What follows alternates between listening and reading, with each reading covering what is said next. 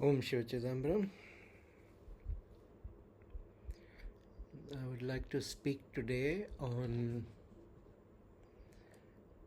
some patterns of behavior I have been observing over the years when people meet a guru. Yeah, I have been a guru since 2012, and so I think I have some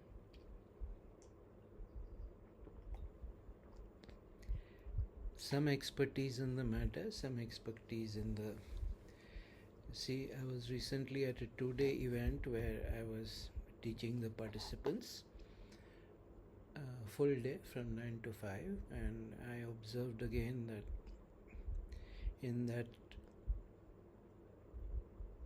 contained atmosphere we had 40 people, and we were displaying, the people were displaying all the behaviors, and this disconcerted me because they were all educated people.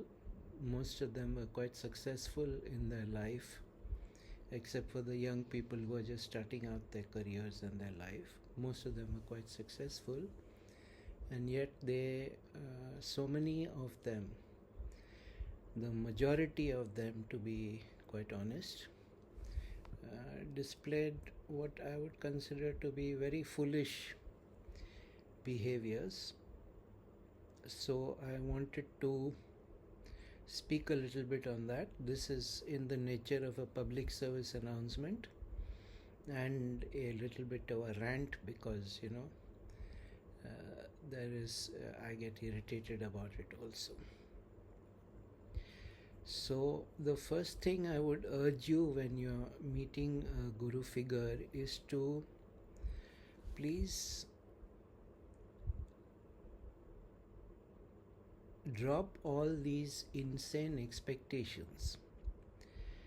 People seem to think that the guru is some kind of paras patthar, the philosopher's stone, that you just have to meet them and touch them and your life will become gold or something. I don't know, that seems to be the subconscious, because the behavior is very bizarre, the behavior is very strange, and it very obviously seems to display some belief in magical thinking, that just by the interaction certain outsize transformations will happen. Yeah, so I find it appalling that the cultural vidya has been lost to such an extent that now I actually have to make a video like this. I will give you one small example. In the past, if a guru was eating, nobody would approach. In the past, of course, the guru would eat privately and things like that. Now when you're having a event, workshop, something like that, you eat in the common dining area because you don't want to appear pompous. And in the past, people knew enough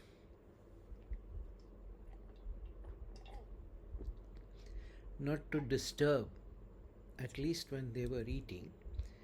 And I've been observing that because people are so desperate for a chance to interact, they believe that I may not get this chance again, or this is finally my chance, and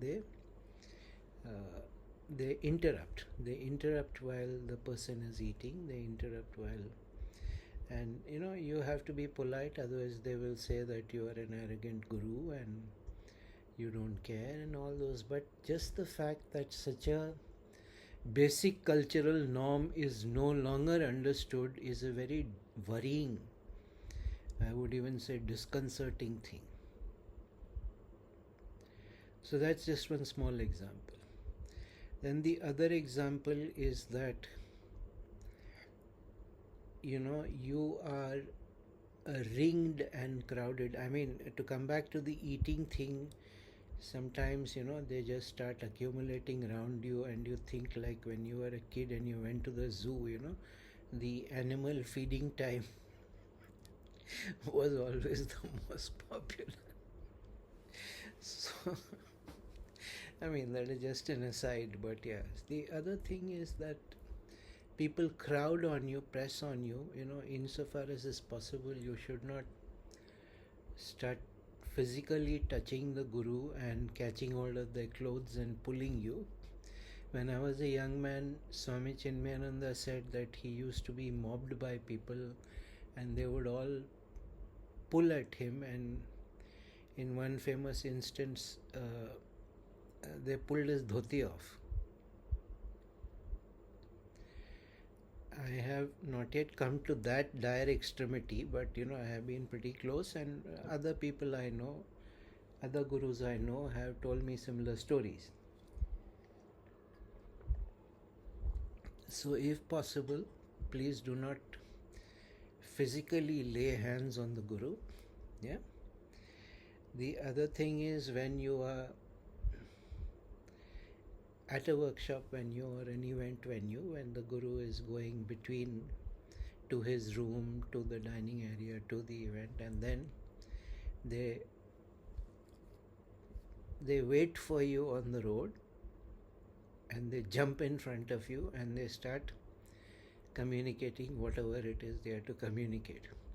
Now, this used to happen so frequently that one of my disciples, who is a superintendent of police, told me that this behavior can be classified as waylaying, which is what thugs and pindaris used to do.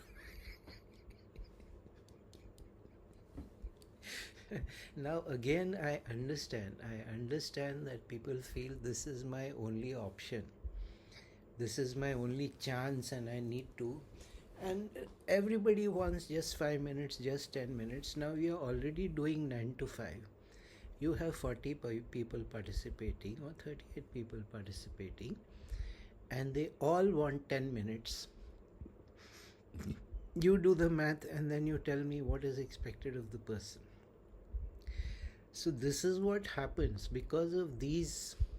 And of course, the 5 or the 10 minutes are never 5 or 10 minutes. These are,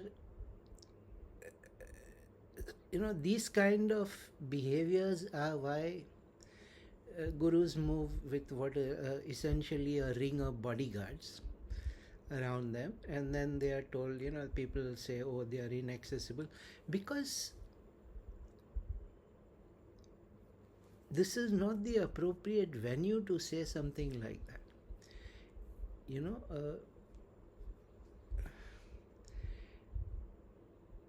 The aim is when you meet the guru, but very often, people, even if you don't physically meet them, you get access to their email or to their phone or something, and then you start bombarding them. Now, please realize that if the person is a reasonably well-known or reasonably famous or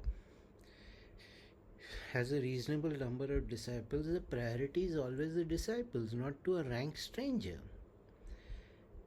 People used to write to me, and a few years back I realized, not a few years back, quite soon I realized I am never going to be able to reply to everyone, because that was I thought foolishly at the time that it is only polite. After all, somebody has taken the effort to write to me, so at least I owe them the courtesy of an answer. I didn't realize how quickly that would fade into their sense of entitlement, and how that would just create more troubles. And again, this is a common story everywhere. So very soon it was no longer possible to reply to anyone, and then the volumes of the mails and the messages started increasing, and I very soon realized it's not going to be possible even to read all of them.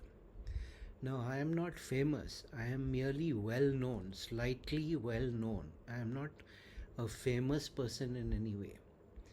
So, you can imagine what the situation is with the famous person. Now, if you do get a response, don't spam and bombard the person immediately. Recently I've had somebody writing to me, they want to learn from me, and they are sending me two messages a day. After about a week of such utavlapan, of such enthucutlet behavior, I mark it as spam, and then it will no longer come even into my vision. So there is a reason why gurus retreat behind privacy walls and privacy boundaries, and people don't understand that. Then there is this, when the actual physical meeting happens, you are in a group, or you're meeting that person. Please don't come there to trauma dump, because we do not have a culture of mental health professionalism, and we do not. So the norm or the expectation is that I will just trauma dump. One of the most ironic interactions was somebody who was loudly praising my video. Don't be, it's one of my more famous videos in the past. Don't be a lightning rod to other people's pain. The person was loudly praising that, and then proceeds to trauma dump on me for about 7 minutes. So don't start off by trauma dumping, even though it makes you feel good, even though, we had an episode where the person started trauma dumping, and what happened was inevitable, and of course the person doesn't have the sense or the self-awareness to notice that, because they are so caught up in the pleasure of trauma dumping personally to me that they are unaware of the environment. All the 10-15 people who had gathered around instantly scattered.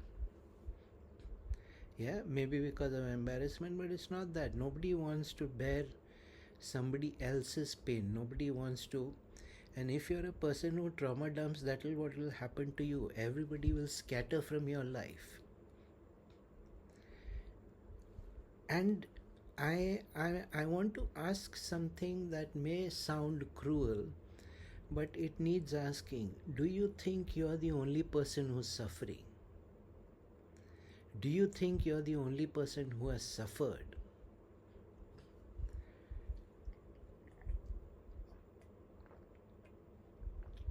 Do you think that your pain is unique? Do you think that your life experiences entitle you to special consideration from the universe and the Guru? So years back, when somebody was trauma dumping on me, and I said, this is unacceptable. I didn't create this situation, and I do not see why I have to deal with it. And then that person said something like, oh, it is evident that the age of compassionate gurus like Ramana is over. And that made me lose my rag completely, because I said, if you were the kind of person who would get a guru like Ramana, then you would have been born in their times. Yeah?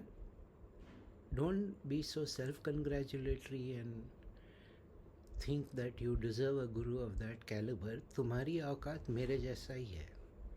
Yeah? I am what you deserve. People like me are what you deserve. That's why you were born in this time in front of us, not in front of Ramana. That was besides the point. Perhaps I should not have said it, but it is fundamentally true. So if you begin by trauma dumping, I can assure you, whether you begin personally or you begin or you do your email interactions or your phone interactions or whatever it is, if your first foot is trauma dumping, then you may safely assume that they will be like, this is too much work.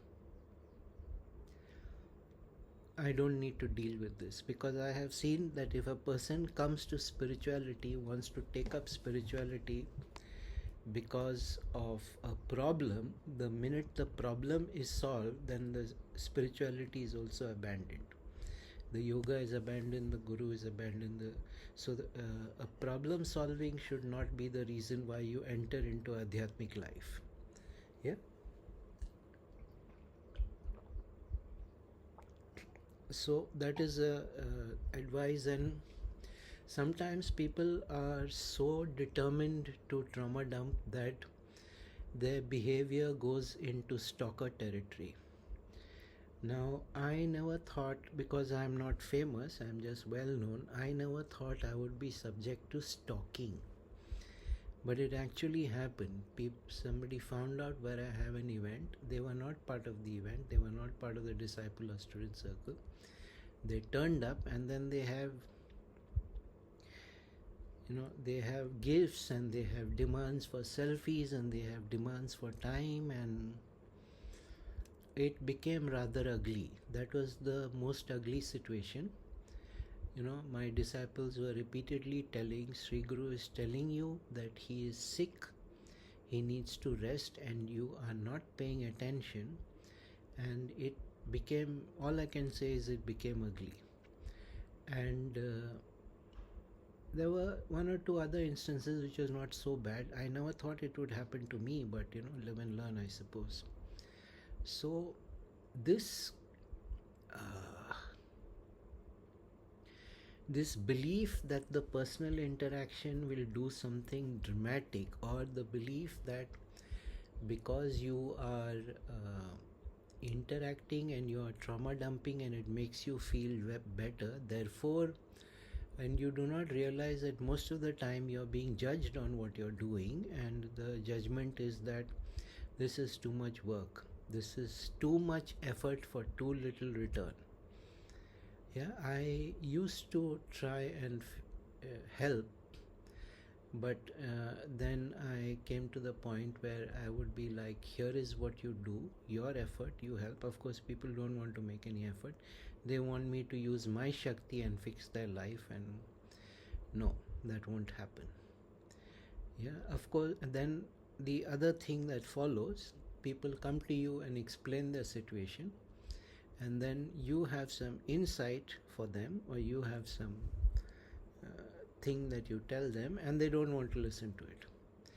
They want you to give them a solution or an answer that fits their preconceived self-image. And if it does not fit their notion of who they are, then they start arguing with you. And again, you will just be written off as waste,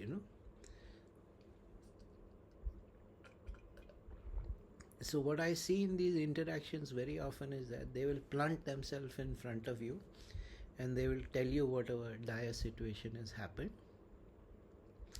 and you will give your insight or whatever to that. And it's not just me, I've seen this happen with much greater yogis than me.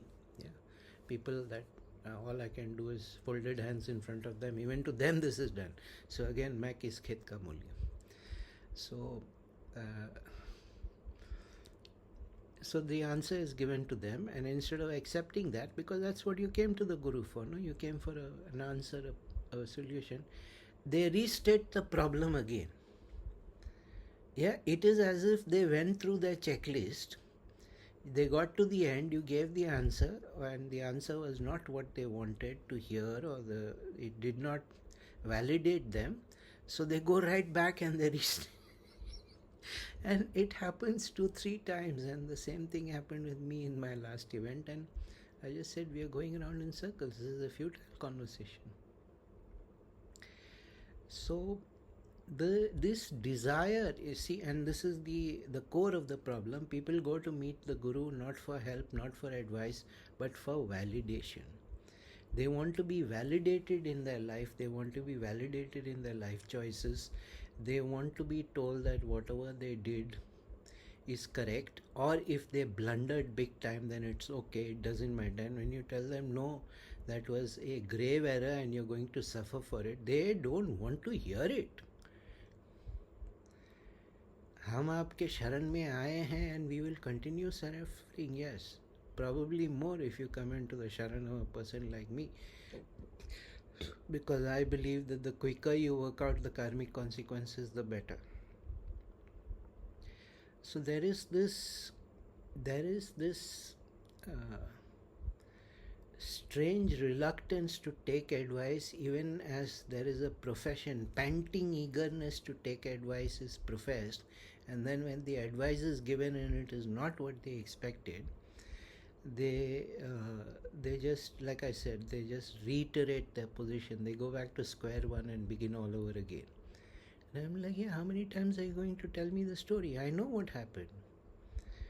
I know what happened, and this is what I'm telling you, and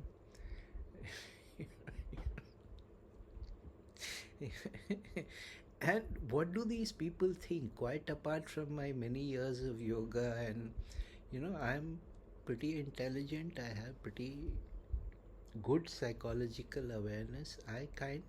I'm good at recognizing patterns, and I'm kind of good at recognizing the subconscious things that and to keep denying it is to just excite my contempt, because I'm like, I can't help you. Here is the thing I always say: people want transformation without change. Now, how's that going to happen? And this is regarded as a reasonable expectation. People come to me and tell me about their trauma, that families are traumatizing them, and I give whatever practical advice that I can give, and they don't like it because they want me to change the behavior of their family members. Now, it is not my fault that your karma manifested you in a family full of assholes. But that is regarded as my failing as a yogi and my lack of Shakti, that I cannot transform everybody else around them instead of this person. Now, this also seems to be regarded as an eminently reasonable expectation, a reasonable ask on the part of people.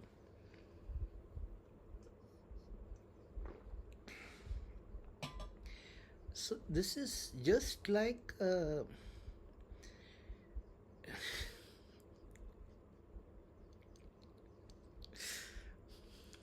quite apart from the fact that you're washing your dirty laundry in public, yeah, which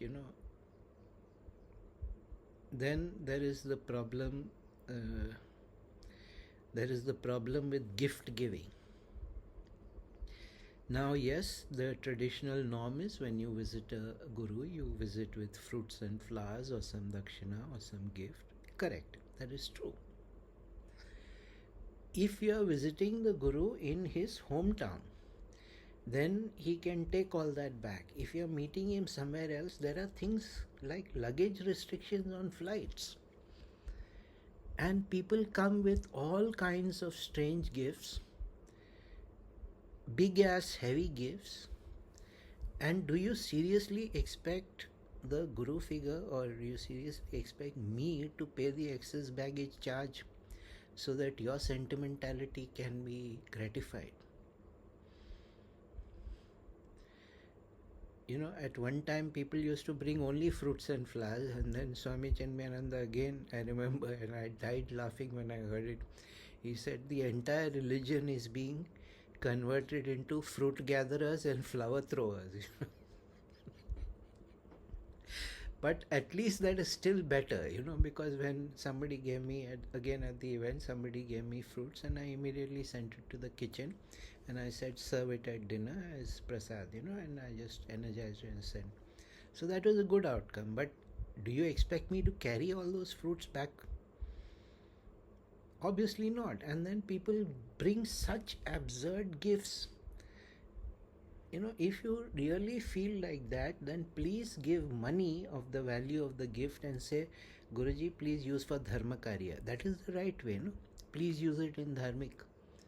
That is the, we have to accept contemporary reality. In the old days, gurus did not travel. Today, gurus are forced to travel. And when you meet at a place like that, please don't burden them with something like that. It's better to give the monetary value of the gift, and or if you have access beforehand, please ask if I can bring this. Then there is, and people get upset. If only they knew how many of these gifts that they give with so much sentiment are abandoned in the hotel room for the staff to take home, people would change their behavior. But that is still a mild, at least there is a good intention behind it. I'm not going to be angry about it. I'm just saying, please understand that sometimes it maybe not be appropriate. One behavior that I do get pretty het up about is, I don't know why. I sincerely don't know why this is done, but I've seen it happen with all the great gurus I had the privilege of interacting with, my own guru, and then for my karma phalam, it is happening to me also. So people come to meet, and then they start blabbering about some other guru and some other organization. Now, there is nothing wrong in speaking about some other guru, some other organization, but you have come to a satsang with me, say, or with a particular guru. The others also have come to listen to that person at that moment in time. Why are you bringing in some random outside person and monopolizing the conversation and blabbering on and on and on? And then there are these what I call professional satsang goers. They go to every place. Yeah, and they think that they are developing their adhyatmic life, and reality is nothing is happening. Yeah, it is extremely rude, to be honest. It is a rude thing to go, and it is like okay, it's not my thing. I didn't make this comparison. One older guru said it. It's like तुम रिश्ता पक्का करने के लिए आए हो, you have come to fix a matrimonial alliance, and you say हाँ ये लड़का तो ठीक है, लेकिन वो जो दूसरा लड़का है that other groom was a much better choice, or the other groom had all these other qualities, and it's just an completely strange and in the past gurus you would take their padukas and apply it to your posterior, like if you did things like that. Today we cannot act like that, so I regret that we cannot act like that. So this was I do not know why this is common, and it is frighteningly common. And that really upsets me. Why on earth is something so frighteningly common? And finally, maybe finally, I don't want to go too much into this. One of the most upsetting, not just irritating, but upsetting things is people do some spiritual process or so-called spiritual process. They do some practice. They land into deep hot water, and then they want you to extract them out of it. And unless there are very, very compelling and powerful reasons, I have not seen anybody who, like, the question immediately becomes, did I tell you to do this? Then why should I take the karmic responsibility for whatever it is that you are enduring? Did I tell you to do this? Was this my advice? You began it on your own, or you found it on the internet, or some somewhat ignorant Jyotish told you to do some weird mantra, and now your life is turned to shit. And then it becomes my responsibility to am I the garbage collector of your life? मैं आपका शौचालय साफ करने के लिए बैठा है क्या? तुमने मेरे से तो पूछ के तो नहीं किया. Now how? And then when you say that it's nothing to do with me, like I said, that you go into that hole and I will compassionately wave at you, but I'm not going to jump into it and try to pull you out of it. Sufficient unto the day is the evil thereof. Me, my disciples, my students, I am responsible for them. I'm not responsible for you, a rank stranger. And you must understand that this was always the cultural norm. But today, because the cultural vidya is so completely gone, people think that this is a reasonable expectation. Sometimes, perhaps in some, and then again that compassion wala argument. So, I made a notorious statement years back, which I still think is a very good statement. Compassion ka katora leke kahin aur bheek mang.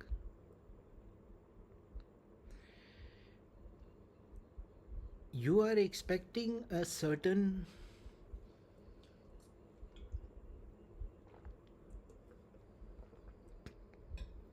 you must ask yourself that Is it just assume that all value will flow only from the guru figure towards you? Is there any idea of reciprocity, seva, return?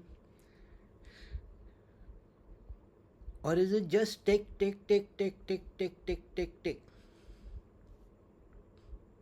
One of the consequences of personally knowing somebody, I'll tell you what happens after they come to know you and they are quite okay, and then later on they contact you either on email or phone or whatever, and they tell you here is his life problem.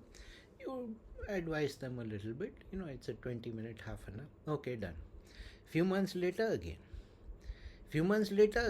Then it does not months, then it's in weeks. And very soon you have become an unpaid advisor on all dimensions of life, and never ever is there any thought of what can I do in return. And then they get cut off, and then they wonder why they have been cut off. Because you have just proved that you're a taker. You have just proved that you're an exploiter.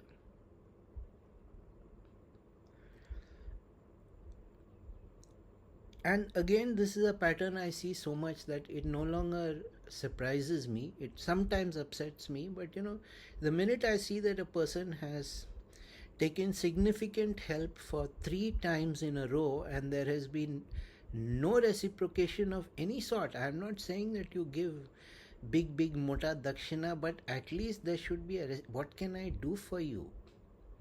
Here, I don't have money. Please at least take this little dakshina from me. The people who are actually authentically spiritual always do that. And the people who are just selfish takers because they think, Guru Guru is just something to milch cow,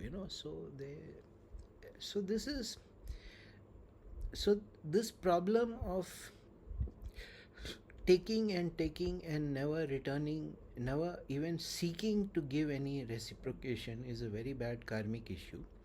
But the worst karmic issue is this foolish sadhana practices or spiritual practices that you have begun on your own volition, and then basically getting angry at the guru figure that now you must pull me out of this. And the worst, I think, this is final, the worst behavior when you meet a guru is when you're already the disciple of some other guru and you're trying to hedge your bets. You try to come here and you try to come to learn something,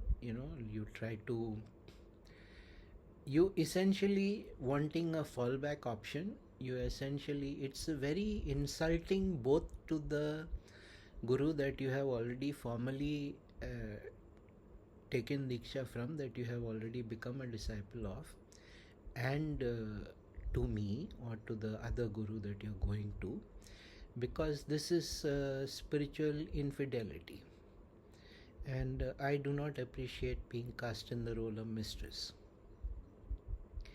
So you don't have trust, you don't have sharanagati, you don't have patience. Most of all, you learn something here and then you learn something there. Spiritual supermarket shopping, I call it. People just go round and round, learning processes.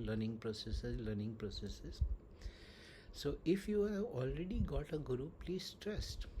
Whatever is the reason you have been brought, your karma has brought you there. Please learn what he or she has to teach you. Trust the process, practice the process, be a little patient. Don't keep running to whoever is the flavor of the month.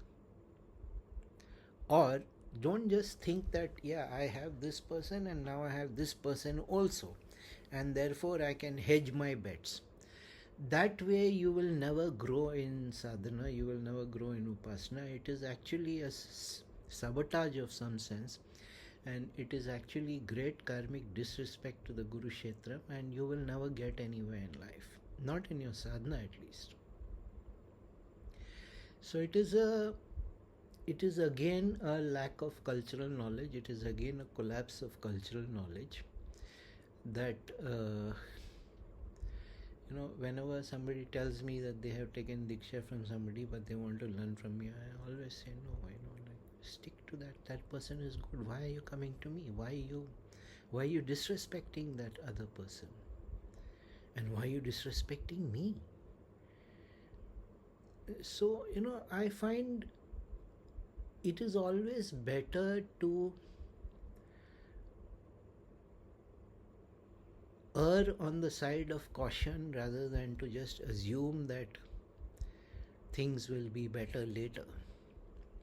And when you go to events, the organizers of the event lay down some ground rules, and almost inevitably, in the eagerness to communicate to the guru figure, the participants start violating the ground rules. For instance, they make a ground rule that use the WhatsApp group only for internal communication about logistics and all that. Don't use it to communicate directly to the guru. You can be sure they will break it. Because again, mauka mil gaya hai. We got this chance, we need to take advantage of it. And those kind of behaviors just show that if you don't have the discipline to follow a basic protocol like that, what yoga sadhana you're going to do? What mantra japa, what purushcharna you're going to do? So I'm really quite disheartened that I have to actually make a video like this. I am downcast that I have to make a video like this on this topic, how to behave when you meet a guru, because it just shows the immense loss of cultural vidya, like how deep that cultural vidya loss has become for us. So please do not repeat these behaviors. I know that majority of people will agree with all these things, and then just like that person who praised the lightning rod video will continue to. But at least you, dear viewer, should be the exception who actually, no, I will not repeat these behaviors. I will not repeat these, I will not do these irritating things, and that will be better for dharma overall, it will be better for Hindus overall, it will be better for the whole adhyatmic space overall. Yeah, I think that should be enough. Sarvam Shiva.